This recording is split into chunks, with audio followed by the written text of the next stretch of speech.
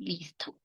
Vamos a pasar entonces a lo que viene siendo biología. En biología nosotros vamos a tener primero como punto de partida la célula. La célula es la unidad mínima de la vida. Es la estructura más pequeña capaz de realizar de forma autónoma todas las funciones vitales que se tiene. Por ejemplo, crecer, reproducirse, obtener energía, responder estímulos y tiene un metabolismo propio. Es la unidad más pequeña, capaz de realizar todas estas funciones vitales. Es la unidad básica de la organización de los organismos. Esta unidad básica de organización de los mecanismos. Como verán, las células generalmente están representadas de esta manera, pero vamos a ver que hay dos tipos. Tenemos, por ejemplo, espérenme, están ladrando muy fuerte los perros, voy a ver.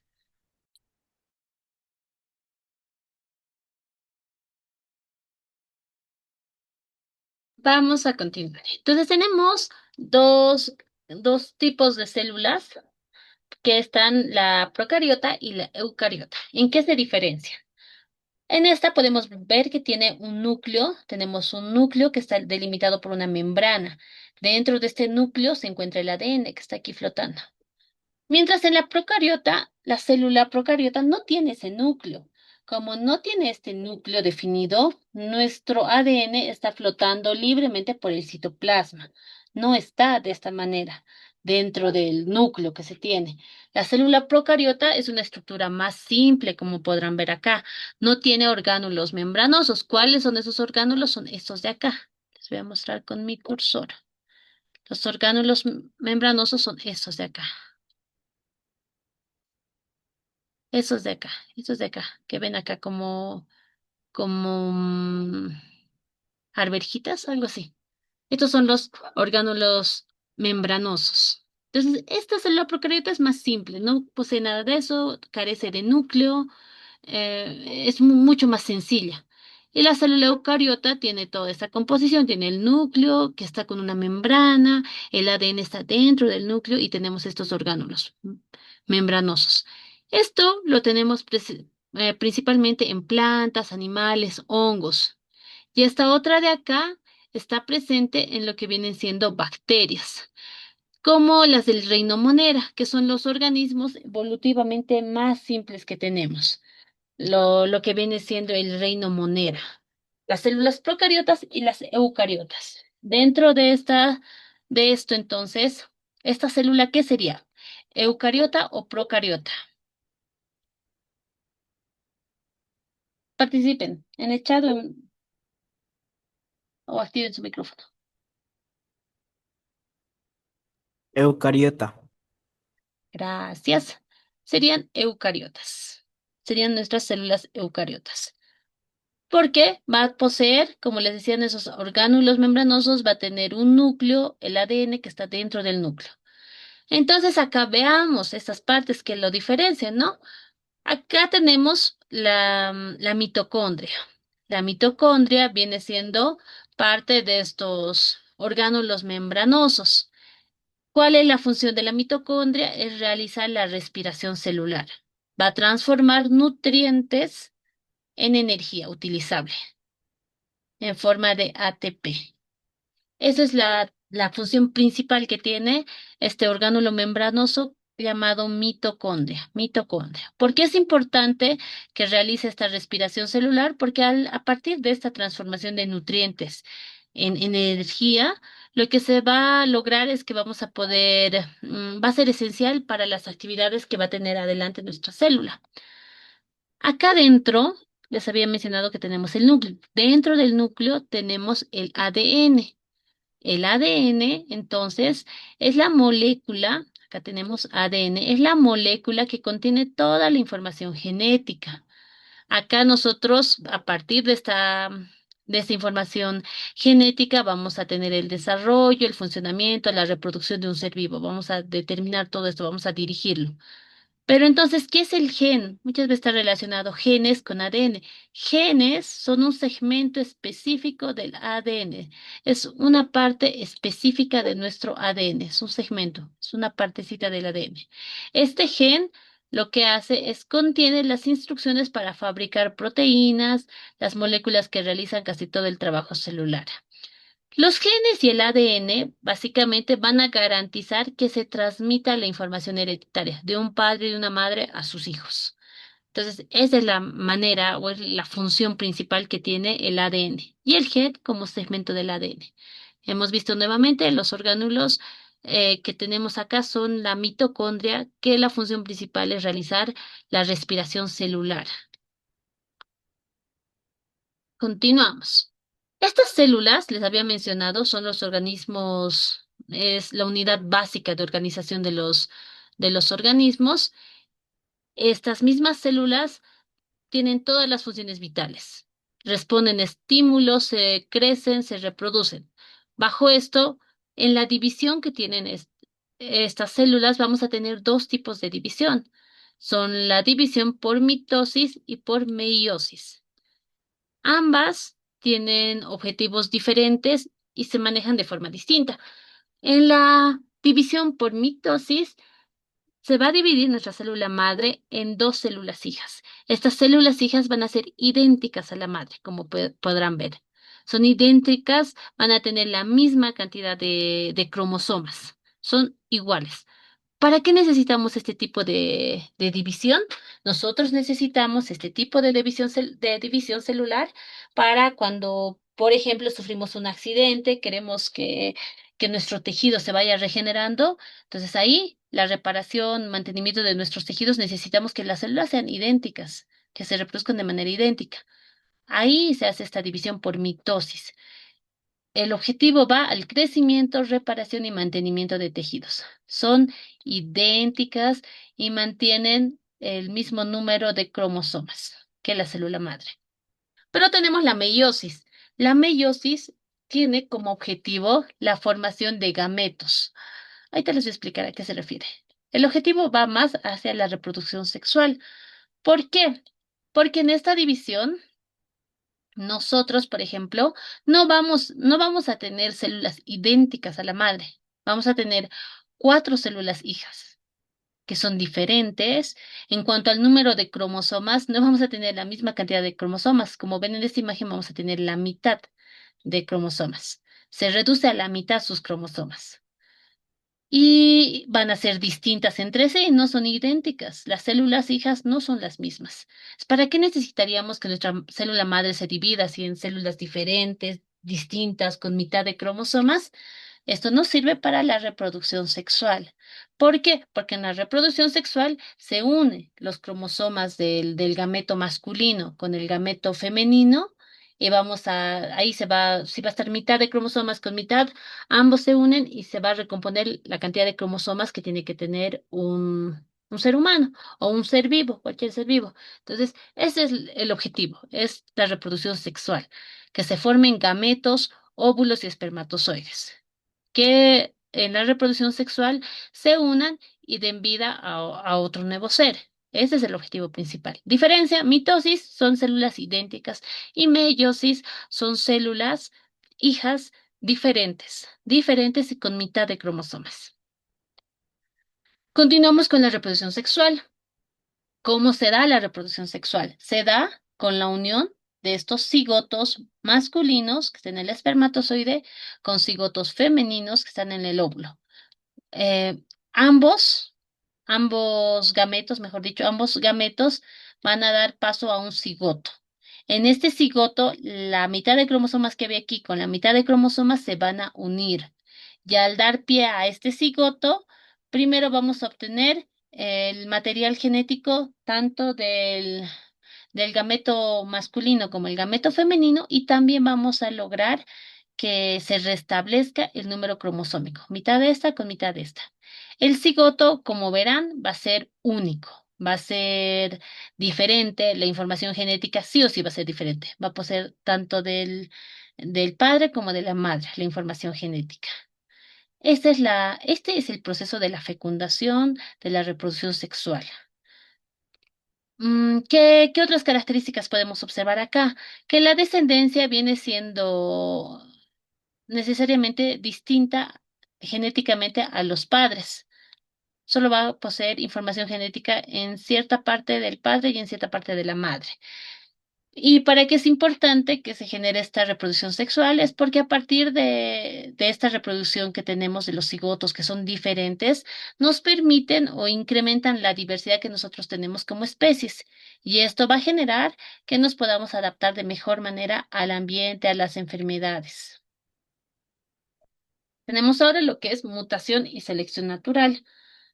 Les había mencionado, cuando nosotros se va a tener mitad de cromosomas del gameto de la madre y del gameto del padre. Y se van a unir y se recompone y se tiene una misma cantidad de cromosomas. ¿Quién me dice por qué se daba cuál es la característica que tienen las personas con síndrome de Down?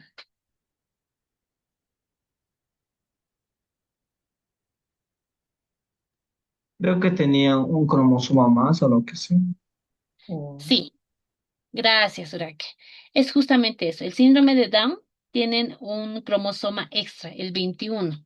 El 21, y esto les provoca esta discapacidad intelectual, que puede ser moderada o leve. Es un retraso también en el desarrollo. Pero uno dirá, o sea, generalmente este tipo debería ser mitad, mitad, ¿no? Entonces, en algún momento, tanto la madre o el padre han dado en su división por meiosis, han dado un cromosoma extra. De pronto han dado 11 y el otro 10 y han formado un cigoto con 21 y ahí es el síndrome de Down, que debería de ser 20. Pero, ¿para qué entonces serviría ese tipo de mutaciones que se da, estos cambios también en la secuencia de los ADNs? Mutación viene siendo el cambio en la secuencia de ADNs.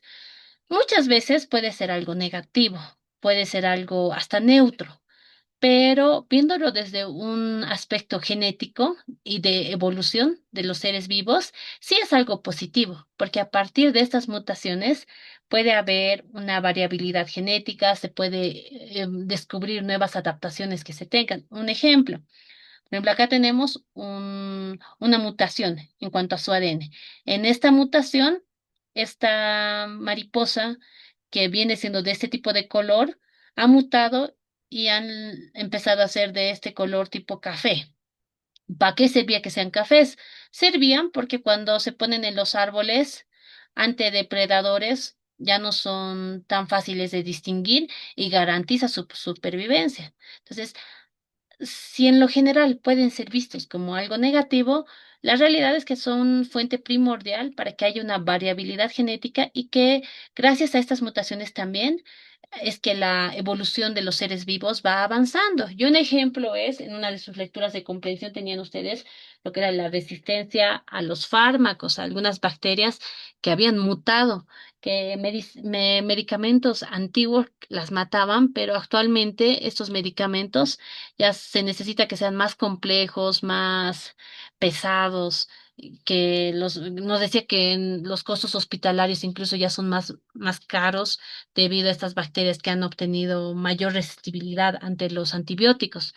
Pero ¿cómo ha dado eso? Es porque han ido mutando, ha habido mutación también en las bacterias han mutado y eso ha sido, para nosotros es malo porque nos enfermamos y los medicamentos de siempre ya no nos ayudan, pero para las bacterias es bueno ya que a partir de eso, los medicamentos que utilizábamos nosotros, los antibióticos, ya no los matan, garantiza su supervivencia. Lo mismo pasa para todos los seres vivos. Estos cambios, estas mutaciones son importantes porque gracias a ellas también la evolución va avanzando de los seres vivos. Algo que nos dice Darwin es que los organismos que tienen características más favorables en su entorno tienen mayores probabilidades de sobrevivir y de reproducirse, como en este ejemplo. Estas características, si bien son las mismas mariposas, pero el color que tienen, les dan pues mayor probabilidad de que sobrevivan y de que se reproduzcan, porque los cazadores a estas mariposas de color que se distinguen tan fácilmente las van a atrapar de manera más fácil. Entonces, según Darwin, se tiene estos mecanismos de defensa que les dan mayor probabilidad de sobrevivir y por ende de reproducirse.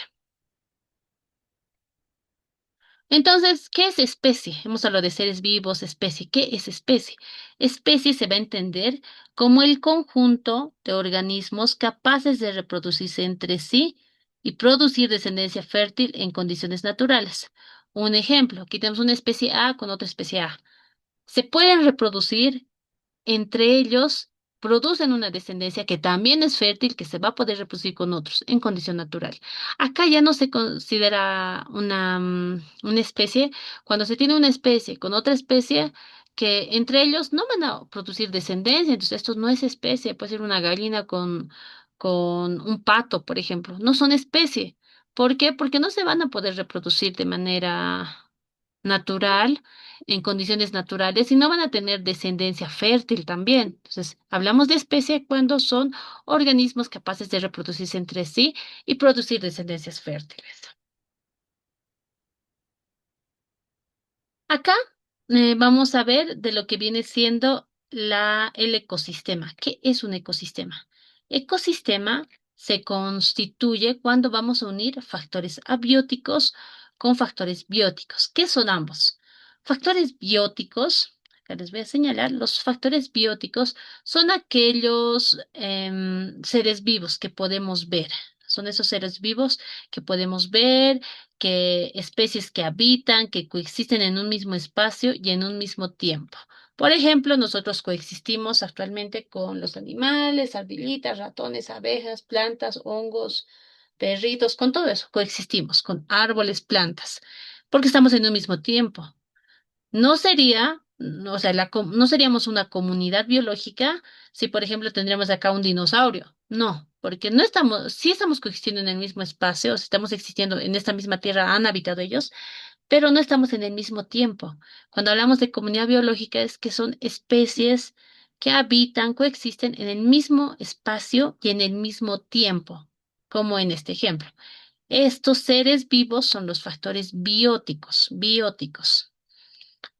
como vemos acá. Y tenemos los factores abióticos. Los factores bióticos era la comunidad biológica.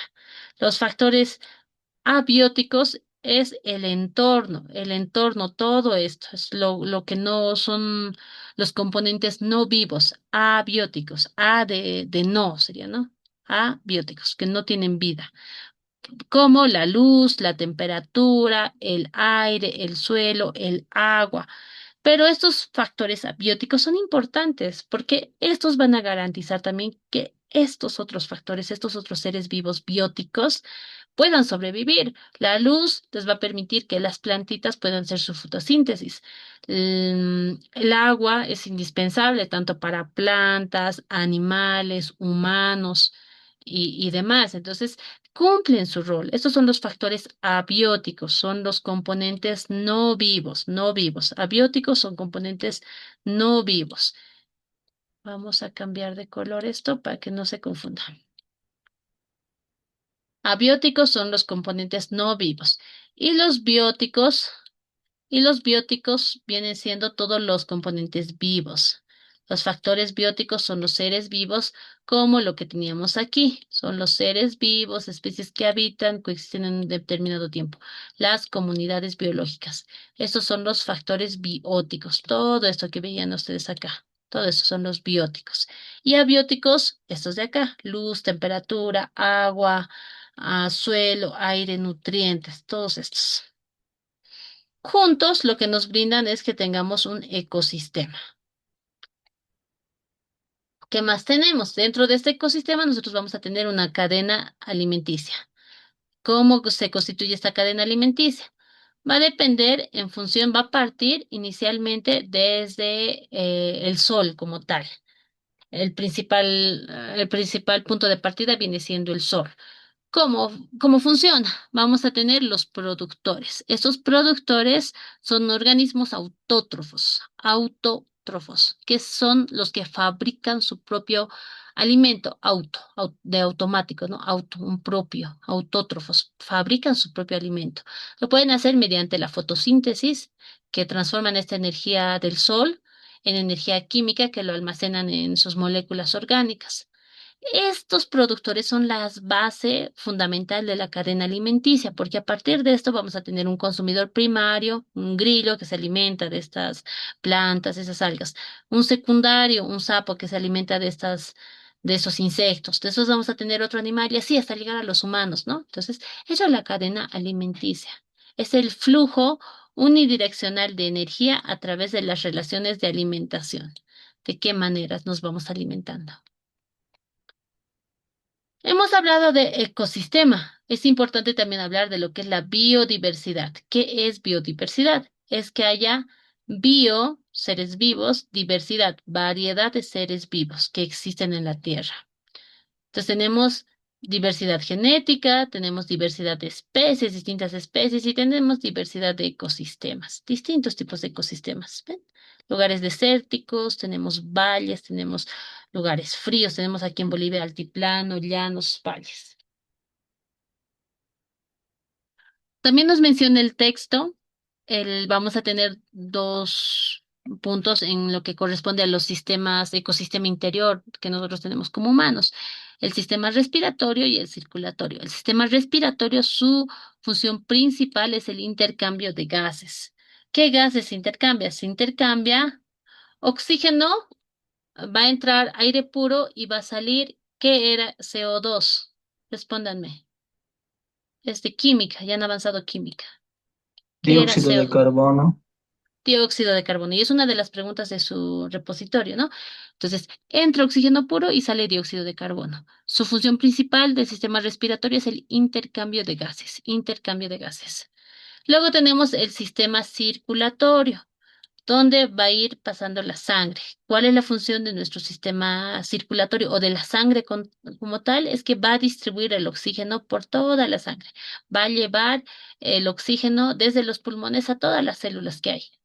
Y va a agarrar también ese dióxido de carbono y lo va a llevar de vuelta a los pulmones. Es esto, va a transportar nutrientes, hormonas y desechos. La función principal de la sangre es el de transporte. De la sangre es transportar.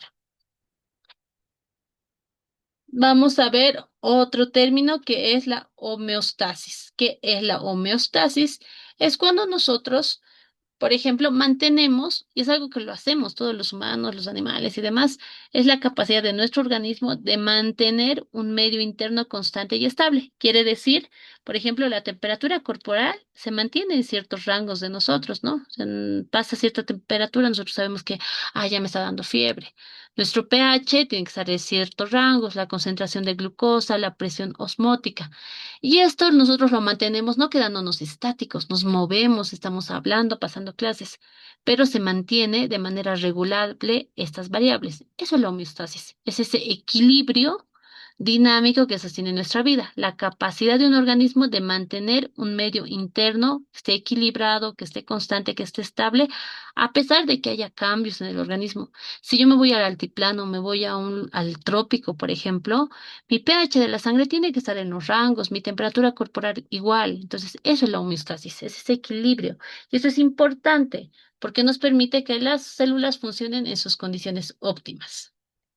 Y es también importante porque nos garantiza la supervivencia humana.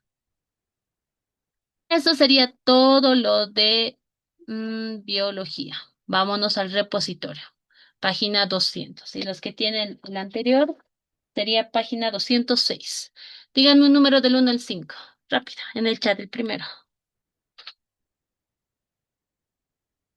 1. Gracias, Mateo. Biología. Nos dice, en el estudio de la biología, la célula ocupa el lugar central de la comprensión. Ay, denme un ratito. Se me ha activado esto. Mm, Denme un momentito. Mm. La célula ocupa un lugar central en la comprensión de la vida, ya que permite explicar cómo se organizan, funcionan y se reproducen los seres vivos.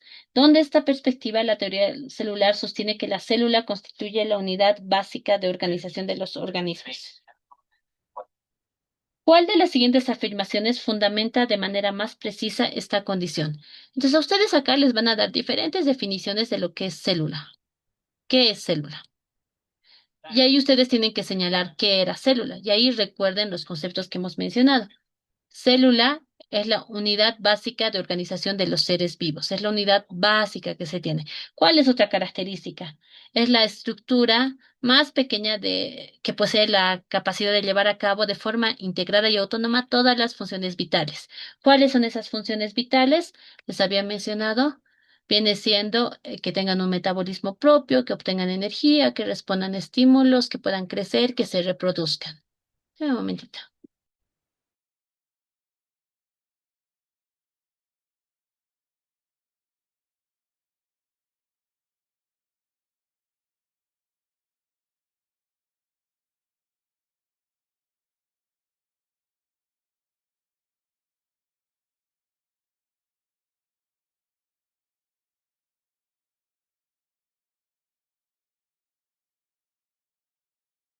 Ya, continuamos. Uno. Cinco. En el estudio de la genética se identifican unidades específicas responsables de la transmisión de las características hereditarias de los seres vivos. En este marco, ¿cómo se definen los genes? ¿Qué eran los genes desde el punto de vista genético? Recuerden, por favor, ¿qué eran los genes? ¿Qué eran los genes? Eran segmentos específicos del ADN que contienen las instrucciones para fabricar proteínas, las moléculas, o sea, son segmentos específicos del ADN. Eso es. ¿Qué es la característica que tiene? Que tienen información necesaria para la síntesis de proteínas o la regulación de distintos procesos biológicos. En los organismos con reproducción sexual existen distintos tipos de división celular. ¿Cuál es la diferencia entre meiosis y mitosis? Acá teníamos. ¿Cuál era la diferencia? Una, la mitosis, se dividen en células hijas idénticas a la madre. La meiosis son células diferentes. El número de cromosomas también cambia. Acá tenemos mitad de cromosomas y acá tenemos misma cantidad de cromosomas. ¿Qué cosa es la diferencia? El propósito. Esto va para reparación, mantenimiento de tejidos y en esta es para la reproducción sexual. Eso viene siendo la diferencia. Tenemos la meiosis y tenemos ¿dónde está la mitosis? La mitosis. ¿Cuáles son sus diferencias? Les va a parecer tal vez acá distintas cosas, pero las diferencias son en cuanto a la función que cumple, otra diferencia es el número de cromosomas que tienen y otra división que se tiene es como número de cromosomas, cuál es el propósito y qué es lo que te generan. Aquí tenemos células hijas idénticas, acá tenemos células hijas diferentes. ¿Dónde estaría? Mm, crecimiento, el número de células hijas serían. Bueno, pero estaría ahí. Ahí va la diferencia. Meiosis y mitosis. Ahí ustedes recuerden esta diapositiva que tenemos. Siguiente. Mitosis, meiosis. Estábamos con número uno. Volvemos a nuestro repositorio. 1, 5, 10. En el estudio de los ecosistemas, la ecología distingue entre componentes vivos y no vivos. Primero, cuando hablamos de ecosistemas, ¿los componentes vivos eran factores bióticos o abióticos? Escríbanme, ¿quién se recuerda? Bióticos. Bióticos. Los factores vivos son los bióticos. Y los otros son los no vivos son los abióticos. Voy a escribirlo. Bióticos. Ahí. Bióticos. Y estos son los abióticos. Entonces tenemos bióticos y abióticos, que en conjunto determinan las condiciones en las que se desarrolla la vida. Considerando esta clasificación, ¿cuáles son los elementos que corresponden a los factores abióticos de un ecosistema por constituir condiciones físicas y químicas del medio? ¿A qué se refiere? Factores abióticos eran los factores no vivos. Por ejemplo, ¿cuáles? Ahí teníamos el suelo, el aire, los nutrientes, los minerales, toda esa parte. Recuerden esto. Aquí está. Luz, temperatura, agua, suelo, aire, nutrientes. Todos esos son los factores abióticos. ¿Cuál de los siguientes elementos corresponden a factores abióticos? Aquí les van a dar diferentes opciones de factores bióticos, abióticos. Les darán tal vez animales, plantas, suelo, aire. em, no sé, ratones, nutrientes, y van a tener que seleccionar ustedes cuál es un factor abiótico. Pero recuerden esto, abióticos son no vivos, no vivos, suelo, aire, nutrientes, temperatura también puede ser. Esos son. ¿Cuál es la característica de estos abióticos? Es que son no vivos, factores no vivos. Acá también tenemos la luz solar. Tenemos también agua, luz, suelo, aire, nutrientes. Siguiente. En los organismos pluricelulares, diversos sistemas actúan de manera coordinada para regular los procesos internos y asegurar la estabilidad necesaria para la vida. En este marco, ¿qué concepto biológico describe este mecanismo de regulación permanente del organismo? Mecanismo de regulación permanente. Nos dice, los organismos actúan de manera coordinada para regular los procesos internos y asegurar la estabilidad necesaria para la vida. ¿Cuáles son esos procesos internos y esa estabilidad necesaria para la vida? Es que mi temperatura se mantenga en los rangos que deberían de ser, que mi presión también, que, no sé, diferentes factores, ¿no? Presión, temperatura, el pH también se tiene que mantener en ciertos rangos. Ese proceso de que regula nuestro organismo de manera constante, eso, a pesar de que estemos en movimiento, ¿qué se le llama? Gracias, Mónica. La homeostasis. Gracias, Mireia. La homeostasis. Y el último.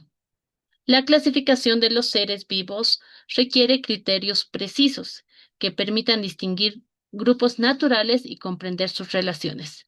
En este marco, ¿a qué se refiere el término especie? Desde el punto de vista biológico. Y recuerden esos pajaritos, ¿no? Cuando llamamos nosotros a alguien especie.